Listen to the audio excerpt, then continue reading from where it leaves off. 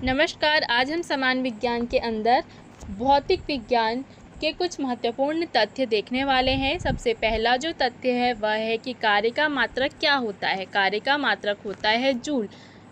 इसका तात्पर्य क्या हुआ कि कार्य को हम जिससे मापते हैं वह क्या है, जूल। और प्रकाश वर्ष जो है वह मात्रक किसका है, मतलब कि प्रकाश वर्ष क्या है, एक मात्रक है। मतलब कि किसको हम प्रकाश वर्ष से मापते हैं वह है दूरी। दूरी को हम प्रकाश वर्ष से मापते हैं। ल्यूमेन किसका मात्रक है, ज्योति फ्लक्स का मात्रक है ल्यूमेन।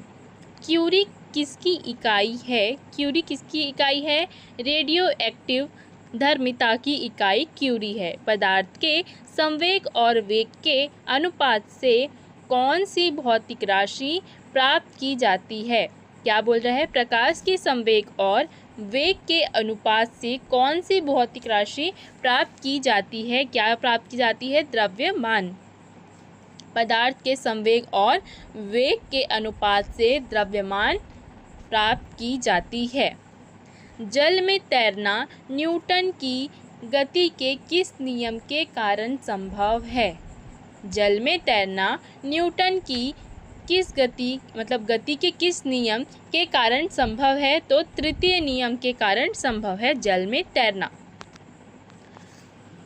रॉकेट की कार्य प्रणाली किस सिद्धांत पर आधारित है। जो रॉकेट है उसकी जो कार्य प्रणाली है वह किस सिद्धांत पर आधारित होती है, संवेग संरक्षण। किस पर, संवेग संरक्षण। अश्व यदि एकाएक चलना प्रारंभ कर दे तो अश्वारोही के गिरने की आशंका का कारण है विश्राम जड़त्व। अब देखिए, जो साइंस है, जो विज्ञान है वह बहुत बड़ा है। यदि आप पूरा पढ़ने जाएंगे तो आपको बहुत टाइम लग जाएगा और उतना डिटेल से क्या किया जाता है, पूछा नहीं जाता है। यदि आप ऐसे कोई परीक्षा दिला रहे हैं जिसमें MCQ या फिर वस्तुनिष्ठ प्रश्न के रूप में पूछा जाता है तो आपको उतना थ्योरी पार्ट जो है पूरा पढ़ने का ज़रूरत नहीं है। आप सिर्फ MCQ या वन लाइनर पढ़िए, उससे आपका काम हो जाएगा।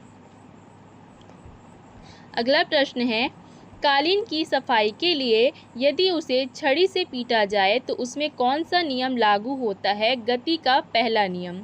ठीक है, कालीन का सफाई करते वक्त यदि हम उसको छड़ी से पीटते हैं तो वह कौन सा नियम लागू होता है, गति का पहला नियम। समुद्र में पलवन करते आइसबर्ग का कितना भाग समुद्र की सतह से ऊपर रहता है, कितना रहता है, 1/10 भाग। अगला प्रश्न है, प्रकाश वोल्टीय सेल के प्रयोग से सौर ऊर्जा का रूपांतरण करने में किसका उत्पादन होता है। किसका उत्पादन होता है, प्रकाशीय ऊर्जा का होता है। प्रकाश वोल्टीय सेल के प्रयोग से और सौर ऊर्जा का रूपांतरण करने के किसका उत्पादन होता है, प्रकाशीय ऊर्जा का। स्वचालित वाहनों में द्रव चालित ब्रेकरों का इस्तेमाल वस्तुतः किस नियम का सीधा अनुप्रयोग है। एक बार फिर से पढ़ देती हूँ। स्वचालित वाहनों में द्रव चालित ब्रेकों का इस्तेमाल वस्तुतः किस नियम का सीधा अनुप्रयोग है, पास्कल का नियम। जो स्वचालित वाहन होते हैं उसमें द्रव चालित ब्रेक का जो इस्तेमाल किया जाता है वह पास्कल के नियम के द्वारा किया जाता है। जब दूध को प्रबल ढंग से मथा जाता है तो उसमें से क्रीम किस कारण से अलग हो जाता है, किस कारण से होता है, अपकेंद्रीय बल के कारण होता है। जेट इंजन किसके संरक्षण के सिद्धांत पर कार्य करता है। जो जेट इंजन होता है वह किसके संरक्षण के सिद्धांत पर कार्य करता है, रैखिक संवेग के सिद्धांत पर कार्य करता है। किसी तुल्यकारी उपग्रह की पृथ्वी की सतह से ऊंचाई लगभग कितनी होती है, 36,000 किलोमीटर। पृथ्वी के गुरुत्वाकर्षण का कितना भाग चंद्रमा के गुरुत्वाकर्षण के सबसे नज़दीक है, कितना भाग है, 1/6। अगला प्रश्न है, वर्षा की बूंद का आकार गोलाकार किस कारण से हो जाता है, किस कारण से हो जाता है, पृष्ठ तनाव के कारण। अगला प्रश्न है, कपूर के छोटे छोटे टुकड़े जल की सतह पर क्यों नाचते हैं। कपूर के छोटे छोटे टुकड़े जल की सतह पर क्यों नाचते हैं, पृष्ठ तनाव के कारण। अगला प्रश्न, पानी में लोहे की सुई डूब जाती है लेकिन जहाज तैरता रहता है, यह किस सिद्धांत पर है? पानी में लोहे की सुई डूब जाती है लेकिन जहाज तैरता रहता है, यह किस सिद्धांत पर है? आर्किमिडीज का सिद्धांत। आर्किमिडीज का नियम किससे संबंधित है? प्लवन का नियम से, प्लवन के नियम से क्या है, संबंधित है। गुरुत्वाकर्षण के सार्वभौमिक नियम का प्रतिपादन किसने किया? गुरुत्वाकर्षण के सार्वभौमिक नियम का प्रतिपादन न्यूटन ने किया। कौन सा 1 केजी द्रव्यमान के पिंड पर कार्यशील पृथ्वी के गुरुत्व बल का सही मान है? कौन सा 1 किलोग्राम द्रव्यमान के पिंड पर कार्यशील पृथ्वी के गुरुत्व बल का सही मान है? कितना? 9.8 न्यूटन। ठीक है। 1 हॉर्स पावर कितने वॉट के बराबर होता है? जो 1 हॉर्स पावर है, जिसे HP से डिनोट करते हैं, वह 746 वॉट के बराबर होता है। लोहे की सुई पानी की सतह पर किस कारण तैरती रहती है? पृष्ठ तनाव के कारण। एक गेंद को क्षैतिज से कितने कोण पर फेंके कि वह अधिकतम क्षैतिज दूरी तय कर सके? कितना? 45 डिग्री। किसने न्यूटन से पूर्व ही बता दिया था कि सभी वस्तुएं पृथ्वी की ओर गुरुत्वाकर्षित होती है? किसने बताया था? ब्रह्मगुप्त ने। अगला प्रश्न है, क्रिकेट की गेंद को किस कोण से मारा जाना चाहिए ताकि वह अधिकतम दूरी तय कर सके या फिर अधिकतम दूरी तक जा सके? कितना? 45 डिग्री। अगर आपको बॉल को या किसी भी चीज़ को, गेंद को या किसी भी चीज़ आप फेंक रहे हैं किसी भी चीज़ को, और आपको चाहिए कि वो अधिकतम दूरी तक जाए, तो आप उसे 45 डिग्री या फिर 45 अंश से क्या करेंगे? उस 45 अंश का कोण आप एक अनुमानित करेंगे अपने हाथ को और उस तरीके से उस दिशा में फेंकेंगे जिससे क्या होगा कि वह अधिकतम दूरी तक जाएगा। अगला प्रश्न है, ऊष्मा एक प्रकार की ऊर्जा है जिसे कार्य में बदला जा सकता है। इसका प्रत्यक्ष प्रमाण सबसे पहले किसने दिया? रमफोर्ड ने। ऊष्मा एक प्रकार की ऊर्जा है जिसे कार्य में बदला जा सकता है। इसका प्रत्यक्ष प्रमाण दिया था रमफोर्ड ने। किस वैज्ञानिक ने सर्वप्रथम बर्फ के 2 टुकड़ों को आपस में घिस कर पिघला दिया? ठीक है। किस वैज्ञानिक ने सर्वप्रथम बर्फ के 2 टुकड़ों को आपस में घिस कर पिघला दिया? डेवी ने। अगला प्रश्न है, वाष्प इंजन में उबलते हुए जल का तापमान किस कारण से उच्च हो सकता है? वाष्प इंजन में उबलते हुए जल का तापमान किस कारण से उच्च हो सकता है? बॉयलर के अंदर उच्च दाब होता है इसलिए। तापयुग्म तापमापी थर्मोकपल थर्मामीटर किस सिद्धांत पर आधारित है? सीबेक के प्रभाव पर। अगला प्रश्न है, पूर्ण विकिरण तापमापी टोटल रेडिएशन पायरोमीटर किस सिद्धांत पर आधारित है? स्टीफन के नियम पर। अगला प्रश्न है, दूर की वस्तुएं जैसे सूर्य आदि का ताप किस तापमापी के द्वारा मापा जाता है? पूर्व विकिरण उत्तापमापी के द्वारा। किसके द्वारा? पूर्व विकिरण उत्तापमापी। इसी के द्वारा सूर्य या जो दूर की वस्तु होती हैं उनका ताप मापा जाता है। जिन्हों किसके सिद्धांत पर कार्य करता है? ये स्टीफन के नियम पर काम करता है। अगला प्रश्न है, कितना तापमान होने पर पाठ्यांक सेल्सियस और फ़ारेनहाइट तापमापियों में एक ही होंगे? कितना? -40 डिग्री। अगला प्रश्न है, सेल्सियस पैमाने का 0 डिग्री सेल्सियस फ़ारेनहाइट स्केल के कितने डिग्री के बराबर होंगे? 32 डिग्री। ठीक है।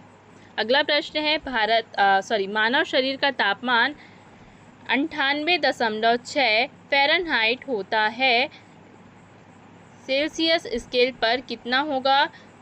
37 डिग्री सेल्सियस। अगला प्रश्न है, अति लघु समय अंतरालों को सही सही मापने के लिए किसका प्रयोग किया जाता है? परमाणु घड़ियाँ का। ठीक है। अगला प्रश्न है, एक मनुष्य का तापक्रम 60 डिग्री सेल्सियस है तो उसका तापक्रम फ़ारेनहाइट में क्या होगा? 140 डिग्री फ़ारेनहाइट। सॉरी ध्यान पता नहीं कहाँ है। चलो अगला प्रश्न है, पानी का घनत्व किस ताप अधिकतम होता है? पानी का घनत्व अधिकतम कितना होता है? 4 डिग्री सेल्सियस पर।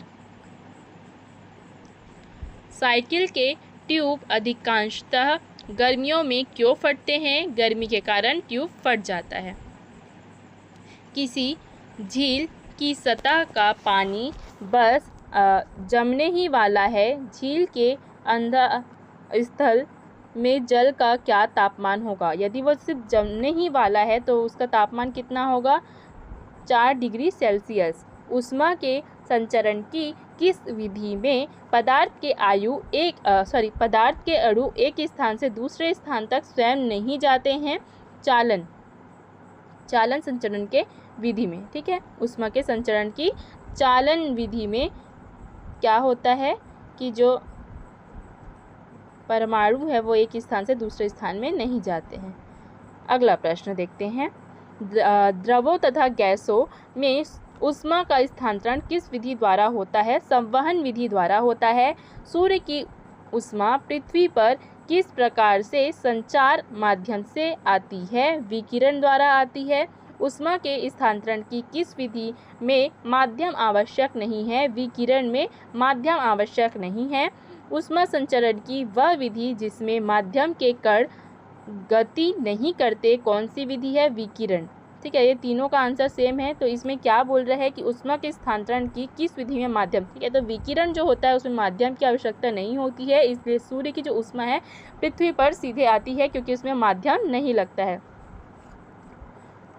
और है ऊष्मा संचरण की किस विधि में जिसमें माध्यम के कण गति नहीं करते हैं। जो माध्यम के रूप में होते हैं वो छोटे छोटे कण होते हैं जो गति नहीं करते हैं। आणविक संगठन के द्वारा ऊष्मा का संप्रेषण क्या कहलाता है? संवहन कहलाता है। सूर्य विकिरण का कौन सा भाग सोलर कुकर को गर्म कर देता है? अवरक्त किरण। धूप से बचने के लिए छाते में रंग संयोजन कौन सा सबसे उचित है? ऊपर सफ़ेद और नीचे काला। धूप से बचने के लिए ऊपर सफ़ेद होना चाहिए और नीचे काला, लेकिन जो काले कलर का छाता होता है वो बरसात के लिए होता है, इसलिए ऊपर काला होता है और नीचे सफ़ेद होता है। लेकिन अगर धूप से बचना है तो ऊपर सफ़ेद होना चाहिए और नीचे काला होना चाहिए।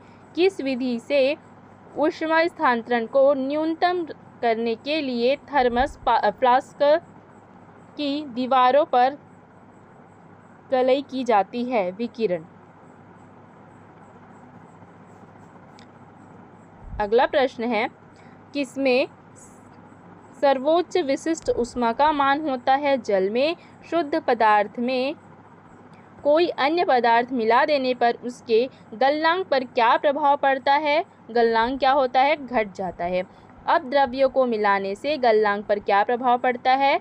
घटता है। चावल को पकाने में कहाँ अधिक समय लगेगा? माउंट एवरेस्ट पर अधिक समय लगेगा। किसी द्रव का उसके क्वथनांक से पूर्व उसके वाष्प में बदलने की प्रक्रिया को क्या कहते हैं? वाष्पीकरण कहते हैं। अगला प्रश्न है, आंतरिक ऊर्जा की संकल्पना ऊष्मागतिकी के किस नियम से मिलती है? प्रथम नियम से मिलती है। अगला प्रश्न है, ऊष्मागतिकी का प्रथम नियम किस अवधारणा की पुष्टि करता है? ऊर्जा संरक्षण। अगला प्रश्न, किस बिंदु पर फ़ारेनहाइट तापक्रम सेंटीग्रेड तापक्रम का दोगुना होता है? 160 डिग्री सेल्सियस पर, फ़ारेनहाइट पर। ठीक है, 160 डिग्री फ़ारेनहाइट पर। अगला प्रश्न है, किसी वस्तु की विशिष्ट ऊष्मा किस पर निर्भर करती है? पिंड के द्रव्य पर। सेल्सियस के में माप का कौन सा तापक्रम 300 के बराबर है? 27 डिग्री सेल्सियस। ब्लैक बॉडी किसकी विकिरण को अवशोषित कर सकती है? केवल उच्च तरंग दैर्ध्य को। अगला प्रश्न, शीत ऋतु के दिनों में हम मौसम किस प्रकार का होने पर ज़्यादा ठंड महसूस करते हैं? साफ़ मौसम होने पर हम ज़्यादा ठंड महसूस करते हैं और जब बादल छाया हुआ रहता है तो कम ठंड होता है। मिट्टी के घड़े में किस क्रिया के कारण जल ठंडा रहता है? वाष्पीकरण के कारण। पराश्रव्य तरंगों को सबसे पहले किसने सीटी बजाकर उत्पन्न किया था? गाल्टन ने। ध्वनि का तत्व किस पर निर्भर करता है? आवृत्ति पर। विमानों के आंतरिक भागों की सफाई में किसका उपयोग किया जाता है? पराश्रव्य तरंग का। मनुष्य को ध्वनि कंपन की अनुभूति किस आवृत्ति सीमा में होती है? 20 से लेकर 20,000 हर्ट्ज तक। ठीक है, 20 से लेकर 20,000 हर्ट्ज तक। लगभग 20 डिग्री सेल्सियस तापक्रम पर किस माध्यम में ध्वनि की गति अधिकतम होगी? लोहा में। अगला प्रश्न है, ध्वनि के किस लक्षण के कारण कोई ध्वनि मोटी या पतली होती है? किसके कारण होती है? तारत्व के कारण। किसके द्वारा सबसे अधिक ध्वनि प्रदूषण होता है? हवाई जहाज़ की उड़ान जो भरती है हवाई जहाज़, उसके कारण जो होता है सबसे ज़्यादा ध्वनि प्रदूषण होता है। कौन सी प्रक्रिया प्रकाश और ध्वनि दोनों में घटित नहीं होती? ध्रुवण की क्रिया। अगला प्रश्न है, ध्वनि का प्रभाव मानव के कान में कितने समय तक रहता है? ध्वनि का जो प्रभाव है मानव के कान में कितने समय तक रहता है? 1/10 सेकंड तक। ठीक है। ध्वनि तरंगे किसके कारण प्रतिध्वनि उत्पन्न करते हैं? परावर्तन के कारण। एक व्यक्ति को अपनी प्रतिध्वनि सुनने के लिए परावर्तक तल से कितनी दूर खड़ा रहना चाहिए? कितनी दूर खड़ा रहना चाहिए? 56 फीट। अगला प्रश्न है, स्टेथोस्कोप ध्वनि के किस सिद्धांत पर कार्य करता है? परावर्तन। पास आती रेलगाड़ी की सीटी की आवृत्ति या तीक्ष्णता बढ़ती जाती है, ऐसा किस घटना के कारण होता है? डॉपलर प्रभाव के कारण होता है। किस प्रकार की तरंग का प्रयोग रात्रि दृष्टि उपकरण में किया जाता है? अवरक्त तरंग का। एक जेट वायुयान 2 मैक के वेग से हवा में उड़ रहा है। जब ध्वनि का वेग 332 मीटर से है तो 32 मीटर सेकंड है तो वायुयान की चाल कितनी है? 664 मीटर सेकंड। इसको निकालने के लिए फॉर्मूला यूज़ करना पड़ेगा, वो मैं आपको जब ये वीडियो इसके बारे में डिटेल से बताऊंगी तब उस वीडियो में मैं आपको बता दूंगी। अगला प्रश्न है, लगभग 20 डिग्री सेल्सियस के तापक्रम पर किस माध्यम में ध्वनि की गति अधिकतम होगी? लोहा की। अगला प्रश्न है, जब एक जैव पद्धति जिसमें पराश्रव्य ध्वनि का उपयोग किया जाता है वो किस में होता है? सोनोग्राफी में। कौन सी तरंगे शून्य से में संचरण नहीं कर सकती? ध्वनि तरंगे शून्य में संचरण नहीं कर सकती। वह उपकरण जो ध्वनि तरंगों की पहचान तथा रिजूरेखन के लिए प्रयुक्त होता है वह क्या कहलाता है? सोनार कहलाता है। एक प्रकाश तरंग किस प्रकार की तरंग है? अनुप्रस्थ तरंग है। प्रकाश का तरंग सिद्धांत किसके द्वारा प्रतिस्थापित किया गया था? हाइगेंस के द्वारा प्रतिस्थापित किया गया था। किस घटना के आधार पर प्रकाश तरंगों के अनुप्रस्थ होने की पुष्टि होती है? ध्रुवण अवस्था के कारण। ठीक है। प्रकाश के विद्युत चुंबकीय स्वरूप की खोज किसने की? प्रकाश के विद्युत चुंबकीय स्वरूप की खोज की मैक्सवेल ने। किसने सर्वप्रथम यह दिखलाया कि प्रकाश तरंगों का विवर्तन होता है? ग्रेमाल्डी ने। कौन सी घटना प्रकाश और ध्वनि दोनों में घटित नहीं होती है? ध्रुवण की घटना। अगला प्रश्न है, कौन सा सिद्धांत प्रकाश के तरंग प्रकृति की पुष्टि करता है? व्यतिकरण का सिद्धांत जो है वह क्या करता है? प्रकाश के तरंग प्रकृति की पुष्टि करता है।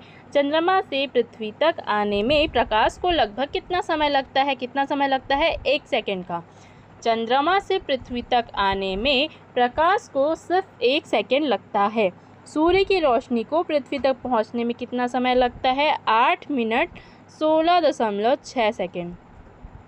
मतलब चंद्रमा के जो प्रकाश को आने में ज़्यादा टाइम नहीं लगता है। क्यों नहीं लगता? क्योंकि वो सूर्य से पास है। ठीक है। वायु में प्रकाश की गति कितनी होती है? कितनी होती है? 3 गुना 108 मीटर पर सेकेंड। चलो अगला प्रश्न है, सूर्य ग्रहण के समय सूर्य का कौन सा भाग दिखाई देता है? कौन सा भाग दिखाई देता है? किरीट, जिसे कोरोना कहते हैं। उसी की तरह क्या दिखता था? जो कोरोना वायरस फैला था वो दिखता था, इसलिए उसका नाम कोरोना रखा गया था। चलिए अगला प्रश्न है, पानी से भरे किसी बर्तन में पड़ा एक सिक्का किस कारण थोड़ा उठा हुआ प्रतीत होता है? प्रकाश के अपवर्तन के कारण। पानी में डुबोई एक छड़ी किस समवृत्ति के कारण मुड़ी हुई प्रतीत होती है? प्रकाश का अपवर्तन के कारण। किसके कारण आकाश नीला दिखाई देता है? किसके कारण दिखाई देता है? प्रकीर्णन के कारण। सूर्योदय और सूर्यास्त के समय आसमान में लाल रंग किसके कारण दिखता है? ये भी प्रकीर्णन के कारण। इंद्रधनुष में किस रंग का विक्षेपण अधिक होता है? किस रंग का होता है? बैंगनी का। सूखा बालू चमकीला क्यों दिखाई देता है जबकि गीला बालू घृतिहीन होता है? इसका कारण परावर्तन है। ठीक है, परावर्तन के कारण जो सूखा बालू होता है वह चमकीला दिखाई देता है। पेरिस्कोप बनाने में कौन सा एक दर्पण प्रयुक्त होता है? समतल दर्पण प्रयुक्त होता है। अगला प्रश्न है, साबुन के पतले झाग में चमकदार रंगों का बनाना किस परिघटना का परिणाम है? बहुतिल, परावर्तन और व्यतिकरण का। पिछली साइड के ट्रैफिक को देखने के लिए ऑटोमोबाइल में किस प्रकार के दर्पण का प्रयोग किया जाता है? उत्तल दर्पण का प्रयोग किया जाता है। पिछली साइड के ट्रैफिक को देखने के लिए ऑटोमोबाइल में उत्तल दर्पण का प्रयोग किया जाता है।